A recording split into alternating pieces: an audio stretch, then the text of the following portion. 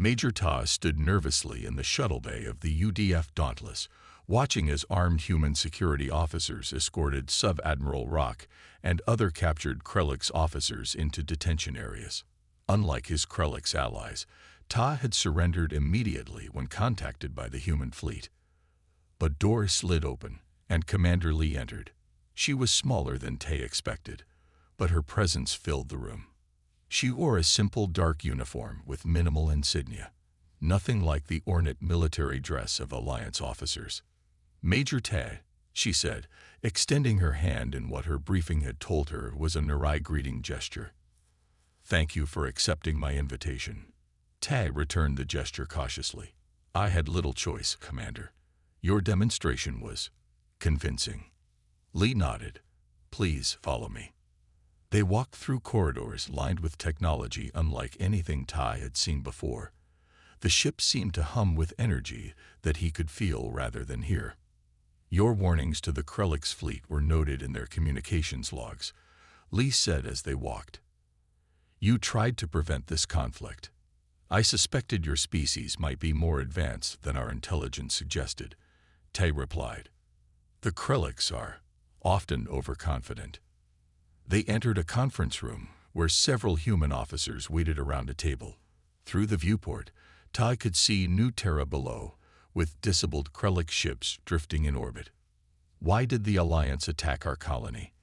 Lee asked directly once they were seated. Ty hesitated, then decided honesty was his only option. "Fear, Commander. Your species progresses at an alarming rate. The Alliance detected your radio transmissions only 50 years ago. By our estimates, most species take centuries to advance from radio to space travel. You did it in decades. And this justified attacking civilians." "No," Tay admitted. "But the Krellix convinced some Alliance members that humans were inherently violent and dangerous. They used your entertainment broadcasts as evidence, your films showing warfare, your books describing conflict." Engineer Han, seated across from Ty, shook his head. "You judged our entire species based on our fiction." "A mistake," Tay acknowledged. "One that many of us recognized too late. The Krellix acted without full Alliance approval. On the colony surface, the cleanup had begun.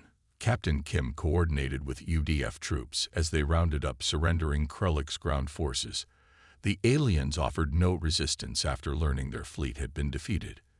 Dr. Min emerged from a hidden laboratory beneath the science complex, carrying data drives containing his research. He approached Kim as she supervised the processing of prisoners. "Captain, I need to speak with the Earth commanders as soon as possible," he said urgently. Kim looked at him curiously. "About what, Doctor?" "About what happens next," Min replied. "The technology that allowed our fleet to arrive so quickly, it's based on my research. But there's more to it than just faster ships." 2 weeks later, representatives from all 7 species of the Galactic Alliance arrived at Earth for emergency diplomatic talks. The massive Alliance diplomatic vessel orbited alongside UDF ships, a visible sign of the changing power dynamics. In a large conference room in Geneva, Ambassador Song led the human delegation. The aliens sat across from them, their diverse forms highlighting the variety of sentient life in the galaxy. "We deeply regret the attack on your colony," the Linari ambassador began. "The Krellix acted without authorization. They will face our justice for their actions." Song nodded. "We accept your apology, but we require more than words. Humanity expects compensation for the damage done, and guarantees this will never happen again." "Of course," the Linari agreed, "but we must also discuss your technological advancements. The capabilities your ships displayed are concerning to some Alliance members." Song smiled slightly. "You mean because we've developed technology you thought was theoretical?" "Precisely. The quantum manipulation your ships employed. Our scientists have theorized about such applications for generations. You achieved it in decades." Commander Lee, now sitting beside Song, spoke up. "We did not develop this technology to threaten anyone, but we will use it to defend ourselves when necessary." The Alliance representatives conferred briefly among themselves. The Alliance proposes a technological exchange program. The Lenari ambassador finally said, "We have much to learn from each other." In a quiet corner of the conference building, Major Ta met with Dr. Min. The human scientist had requested this private meeting through diplomatic channels. "Your analysis of our quantum technology was remarkably accurate," Min said without preamble. "Few species could have recognized its potential so quickly." Tay's eyes widened. "You read my report." Commander Lee shared it. "You understood what you were seeing, even with limited information. My people value observation and analysis," Ta said modestly. "But I never imagined the practical applications you've achieved." Min smiled. "That's why I asked to meet you. Earth is establishing the Joint Research Initiative. We need individuals who can think beyond conventional limitations." The formal treaty between Earth and the Galactic Alliance was signed 3 days later. Humanity would join as full members, the 8th species in the coalition. At the ceremony, Admiral Pak watched from the back of the room, his Krellick's pride wounded but his perspective forever changed. "We could have destroyed your fleet entirely," Ambassador Song had told him privately. "We chose not to. Remember that before judging other species by their capacity for violence rather than their restraint in using it." As the Alliance representatives prepared to depart, Commander Lee stood at a viewport watching their ships. Engineer Han joined her.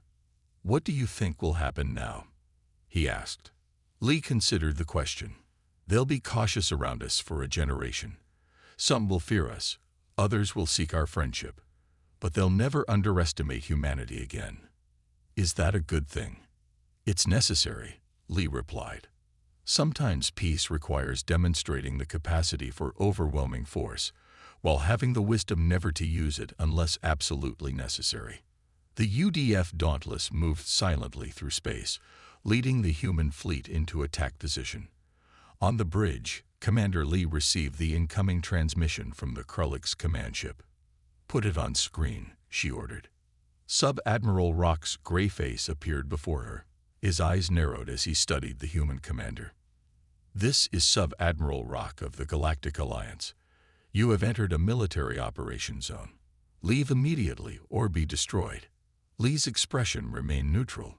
"This is Commander Lee of the United Defense Force. You are attacking Earth citizens on New Terra. Your unprovoked aggression has resulted in civilian casualties. You will withdraw immediately or face the consequences." Rock laughed. "You bring 6 ships against my fleet.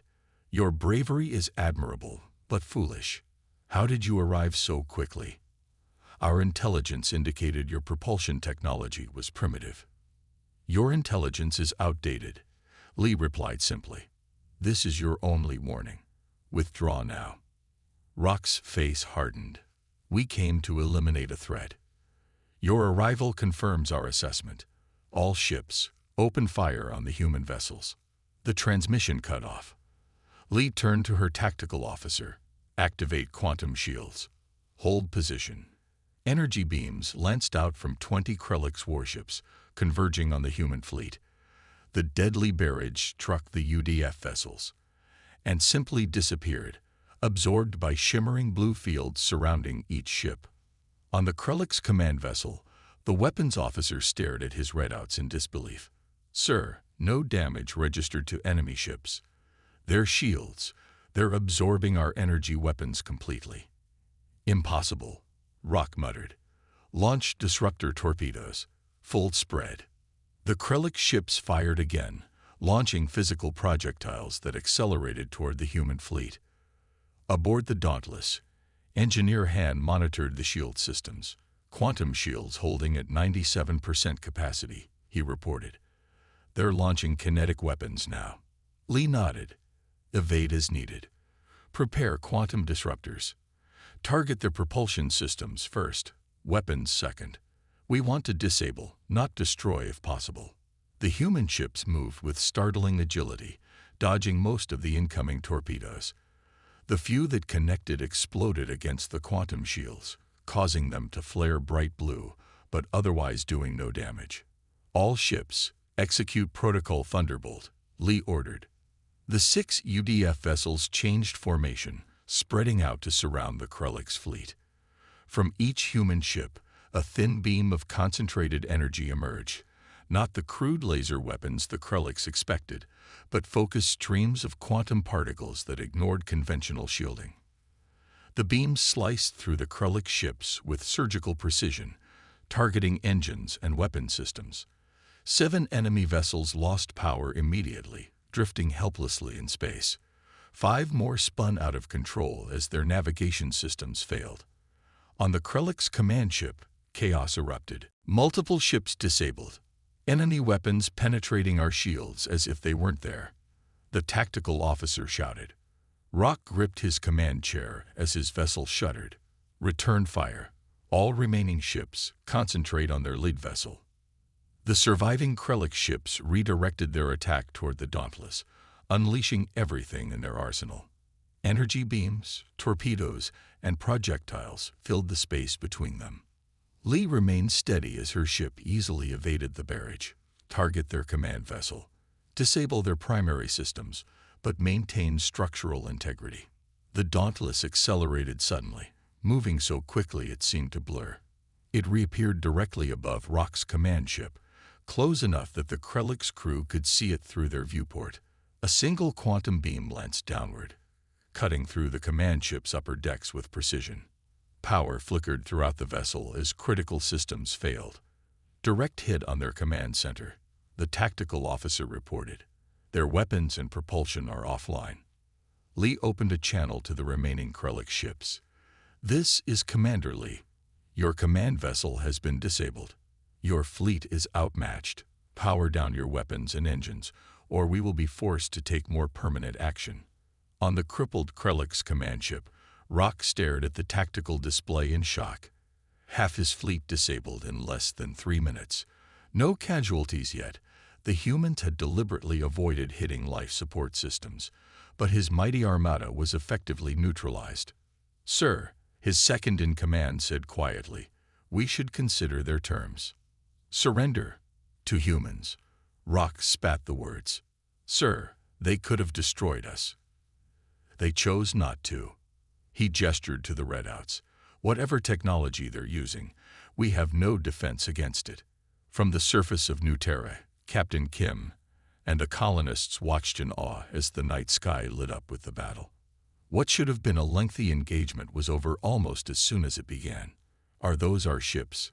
Jun asked, pointing to the 6 vessels now positioned around the disabled Krellix fleet. Kim smiled. Yes, Earth sent our newest ships. She activated her communicator. This is Captain Kim to UDF vessels. New Terra Colony welcomes you. Commander Lee's voice came through clearly. Captain, this is Commander Lee on the Dauntless. Hold position.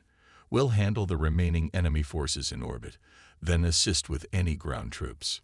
On Major Ta's monitoring vessel at the system's edge, the crew watched in stunned silence as the Krellix fleet, considered one of the most powerful in the Alliance, was systematically disabled by just 6 human ships.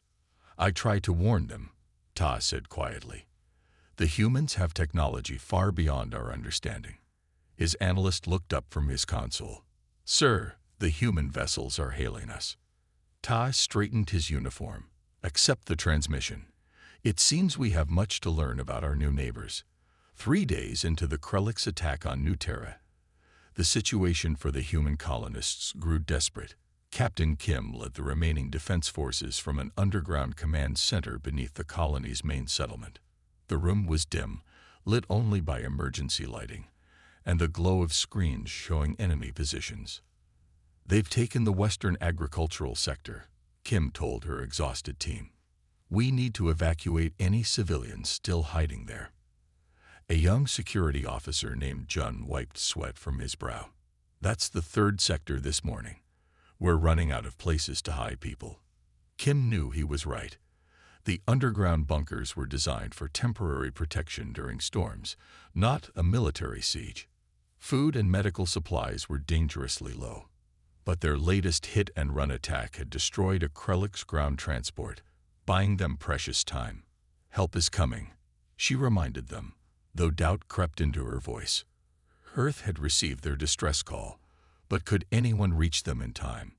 Above the colony, Sub-Admiral Rock supervised the final preparations for a full ground assault from his command ship. The resistance from the humans was irritating but ultimately futile. Status report, he demanded of his tactical officer. Ground forces have secured 70% of the colony infrastructure. Resistance is concentrated in these underground areas. The officer highlighted several locations on a tactical display. We've detected unusual energy signatures. They may have hidden weapons or technology we haven't cataloged. Rock considered this. Prepare the sonic disruptors. We'll collapse their tunnels and force them to surrender. Sir, a sensor operator suddenly called out. Unknown readings at the edge of the system. Rock turned. Define unknown. Energy signatures unlike anything in our database. They appeared suddenly near the outer planet. Show me, Rock ordered. The main screen switched to a long-range scan of the system's edge. 6 points of blue light had appeared where nothing had been moments before. Analysis, Rock demanded. Ship stir. Configuration unknown. Definitely not matching any human vessels we've encountered. Rock's second-in-command stepped closer to the display. Could be mercenaries. Some species will fight for anyone with enough credits. Or a trick, Rock said. Some kind of projection to make us think reinforcements have arrived. He made a dismissive gesture. Continue with the ground assault preparations. Order 2 patrol vessels to investigate these anomalies. On his monitoring ship at the system's edge, Major Tab received the sensor data with growing alarm. His analyst confirmed what he already suspected. Sir, these energy readings are consistent with theoretical models for quantum field manipulation. If humans have mastered this technology. Ta didn't wait for him to finish. Send a priority message to Sub-Admiral Rock. These ships must be treated as a serious threat. Sir, the Krelliks have already dismissed our earlier warnings. Tay's jaw tightened. Send it anyway. And prepare our engines. We may need to withdraw quickly. Aboard the UDF Dauntless, Commander Lee stood on the bridge as her ship and 5 others emerged from quantum space exactly where planned. The transition was smooth, a testament to engineer Han's skill with the new technology. Quantum transition complete, her navigator reported. All ships present and accounted for. Lee studied the tactical display. The enemy fleet surrounded New Terra in a standard blockade formation, with their largest vessel, presumably the command ship, in high orbit over the main colony. Status of stealth systems, she asked. Fully operational. They've detected our arrival, but their scans can't penetrate our quantum shielding. They're sending patrol ships to investigate. Lee nodded. Let them come a little closer. We want their command ship to commit to a response before we reveal our full capabilities. She turned to her communications officer. Any signals from the surface? Sporadic transmissions, heavily encrypted. Colony resistance is still fighting, but they're in bad shape. Lee's expression hardened. Tactical, prepare all weapons systems. Engineer Han, status of the quantum disruptors. Han looked up from his station.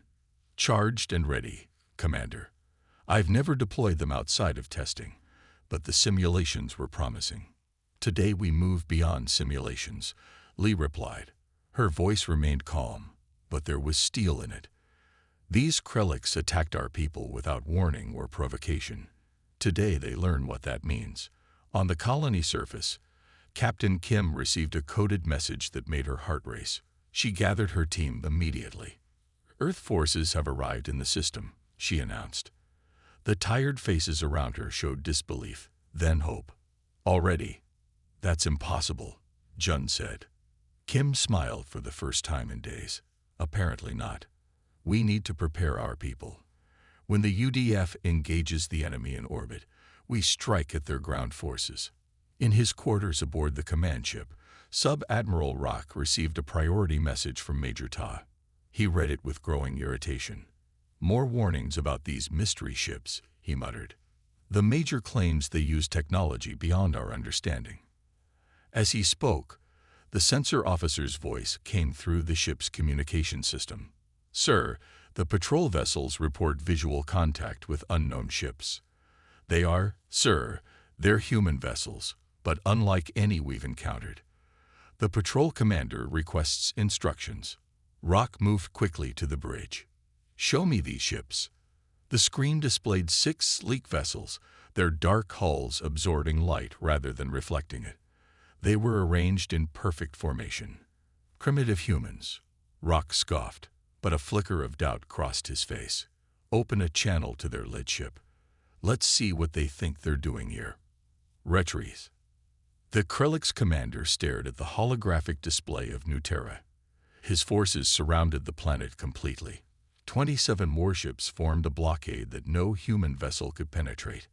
On the surface, his ground troops advanced steadily against weakening resistance. "These humans are strange," Sub-Admiral Rock observed to his second-in-command. "They fight fiercely, but their weapons are primitive." "All the more reason to eliminate them now," his officer replied, "before they advance further." Rock nodded. Based on the Krellick's analysis, humans were centuries away from developing the technology needed for proper interstellar warfare. Their colony ships were slow. Their weapons rely on chemical propellants and crude energy beams. The attack on New Terra would serve as a lesson to Earth. Stay within your borders or face extinction. What the Krellicks didn't know was that 3 years earlier, Dr. Min had made a breakthrough that changed everything. On Earth, the United Defense Force headquarters buzzed with activity. Commander Lee stood before a wall of screens displaying the readiness of her fleet. 6 ships, the newest and most advanced vessels humanity had ever built. "The Dauntless is ready," reported Chief Engineer Han, looking up from his tablet. "Final calibrations on the quantum drive are complete." Lee nodded. She was a small woman, barely 5 feet tall, but her presence dominated the room. 20 years in the UDF had earned her a reputation for calm efficiency under pressure. "What's the new estimated travel time?" she asked. 38 hours, Han replied. "We've pushed the drives to maximum safe parameters." Several officers exchanged glances. Before Dr. Min's discovery, such a journey would have taken weeks. Lee addressed her gathered commanders. "Our mission is simple. Reach New Terra, eliminate the hostile forces, and secure the safety of our colonists." She pointed to a tactical display. "We'll emerge from quantum space here, behind the enemy fleet. No warning, no diplomacy." They attacked civilians without provocation. Across the room, Intelligence Officer Sung raised his hand. "Commander, we've intercepted communications between the alien vessels. They call themselves the Krellicks. They appear to be part of a larger coalition, something called the Galactic Alliance." "Have they stated their reasons for attacking?" Lee asked. "They believe we're too dangerous to be allowed to expand," Sung replied. "Based on our entertainment broadcasts, they've concluded we're inherently violent." A murmur ran through the room. "Well," Lee said with a thin smile, "let's not disappoint them." Meanwhile, aboard one of the smaller Alliance ships monitoring the Krellick's operation, Major Ta frowned at his sensor readings. The Krellicks had ordered his vessel to maintain position at the edge of the New Terra system. As a member of the Narai species, Tai was more observant and cautious than his Krellick's allies. "Sir," his analyst called out, "we've intercepted human communications. Their military forces claim they will arrive within 2 Earth days." Tai's eyes widened. "That's impossible. Our calculations show their fastest ships would take at least 2 weeks to reach this system." The humans specifically mentioned something called quantum drive technology. Ta moved to the communication station. "Contact Sub-Admiral Rock immediately. He needs this information." Minutes later, Rock's irritated face appeared on screen. "This had better be important, Major." "Sir, the humans claim they can reach New Terra within 2 days. They mention technology we're not familiar with." Rock laughed. "Impossible. Their ships use basic fusion drives. We've studied their technology thoroughly." "With respect, sir, what if our intelligence is outdated? We've only observed their civilian vessels." Your concern is noted, Major. Now return to your monitoring duties and leave the fighting to the Krelliks." The transmission ended abruptly. Ty stared at the blank screen. "Arrogance," he muttered. Back on Earth, the UDF Dauntless and 5 sister ships moved into position above the planet. Each vessel was sleek and dark, absorbing rather than reflecting light. They looked nothing like the bulky colony ships the aliens had observed. Commander Lee settled into the command chair on the bridge. "All ships report ready, Commander," her first officer said. "Begin quantum drive sequence," Lee ordered. "Next stop, New Terra." The ships vanished from Earth orbit in flashes of blue light. In his private quarters, Admiral Pak reviewed the reports from New Terra with satisfaction. The human colony was nearly pacified. Soon, the Krelliks would establish a permanent base there, preventing further human expansion. His communication panel chimed. "Admiral, we've intercepted an unusual transmission from Earth. Their defense forces launched 6 vessels approximately 10 hours ago. They claim these ships will reach New Terra within another day." Pak snorted. "Impossible. Calculate the required speed for such a journey." The aide worked quickly. "Sir, they would need to travel at speeds we've theoretically postulated, but never achieved." "A bluff then," Pak decided. "Designed to keep their colonists fighting. Inform Rock to expedite his operation. I want that colony completely under control before any reinforcements arrive, whenever that might be." The aide hesitated. "Sir, what if it's not a bluff?" Pak stared at him coldly. "Then we'll deal with 6 more primitive human vessels. How much trouble could they possibly be?" The Galactic Alliance discovered Earth completely by accident. A routine survey ship detected unusual radio signals coming from a small blue planet in an unremarkable solar system. While 6 of the 7 species in the Alliance approached this discovery with scientific curiosity, the Krelliks reacted differently. Admiral Pak, the senior Krelliks military commander, sat alone in his quarters reviewing the transmissions from Earth. His gray skin reflected the blue glow of the screen as he watched humans acting out wars, battles, and conflicts in their entertainment media. "Computer, show me more of these action films, as they call them," he ordered. Hours later, Pak called an emergency meeting of the Alliance Council. The tall, thin Krelliks stood before representatives of all 7 species. "These humans are too dangerous," Pak declared, showing selected clips from Earth's broadcasts. "They imagine war in extraordinary detail. Their fiction reveals their true nature." June of the peaceful Lanari species raised a tentacle in objection. "We cannot judge an entire species based on their entertainment. We must act preemptively," Pak insisted, "before they develop interstellar travel." The council debated for days but could not reach consensus.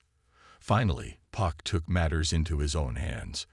Without Alliance approval, he ordered a Krelliks battle fleet to the human colony world called New Terra. New Terra was humanity's most distant outpost, established only 15 years earlier. The colony was home to scientists, farmers, and families seeking a fresh start. Their modest defenses were designed to handle pirates or small threats, not a full-scale alien invasion. Captain Kim was monitoring communications when the alerts first sounded. At first, she thought it was a system malfunction. "Sir, multiple objects entering orbit," her young technician reported, voice trembling. Kim adjusted her uniform and looked at the screen. "How many?" 53 large vessels. Nothing in our database matches their configuration." Kim felt her mouth go dry. Earth had only encountered 2 other alien species before, both peaceful traders. "Send the first contact protocol message on all frequencies." No response came. Instead, the first energy blast struck the colony's small defensive outpost, vaporizing it instantly. "This is New Terra colony calling Earth. We are under attack by unknown forces," Kim transmitted as alarms blared throughout the colony. "Repeat, this is New Terra colony. We are under attack. Civilian population at risk." The message traveled across space toward Earth, but help was days away. On the colony surface, chaos erupted. Families grabbed emergency kits and ran for the underground shelters. Colony security forces deployed their limited weapons, knowing they stood little chance. Dr. Min watched the sky darken with alien ships from his laboratory window. He quickly transferred his research data to a portable drive and deleted the originals. His work on quantum physics might prove valuable if any humans survived this attack. The Krellick's commander, Sub-Admiral Rock, watched the primitive human defenses crumble from his bridge. "These creatures are even weaker than we anticipated," he noted with satisfaction. "Begin landing operations. I want this colony secured within 2 planetary rotations." Back on Earth, the distress call reached United Defense Force headquarters. General Park listened to the fragmented message before it cut off completely. Her face remained impassive, but her knuckles whitened as she gripped her desk. "How long to reach New Terra with our fastest ships?" she asked. 3 days minimum, General," her aide replied. "Unacceptable. Make it happen faster," Park ordered, standing up. "Alert all UDF ships. This is not a drill. We are at war." Within hours, Earth's military machine activated fully. Reserve officers reported for duty. Orbital shipyards accelerated work on vessels still under construction. The public was informed that an alien force had attacked a human colony. What the attacking Krellicks didn't realize was that humans had recently made significant breakthroughs in propulsion and weapons technology. General Park called in Commander Lee, Earth's most decorated officer. "Commander, you'll lead our response fleet," Park told her. "The Dauntless and 5 other advanced ships are being prepared now." Lee nodded grimly. "We'll make it in time, General." "These aliens attacked civilians without provocation," Park said. "Show them exactly why that was a mistake." On New Terra, survivors huddled in underground bunkers as Krellick's forces began landing operations. Captain Kim organized resistance fighters, but their weapons barely damaged the alien armor. "We just need to hold out until help arrives," she told her frightened colonists. "Earth won't abandon us." As Krellick's troops secured the colony's main facilities, Sub-Admiral Rock reported his success to Admiral Pak. "The human threat is being neutralized," he said confidently. "Their technology is primitive, their weapons ineffective." "Excellent," Pak replied. "Ensure no warning reaches their homeworld." But the warning had already been received, and Earth's response was coming, faster than any species in the Galactic Alliance could possibly imagine.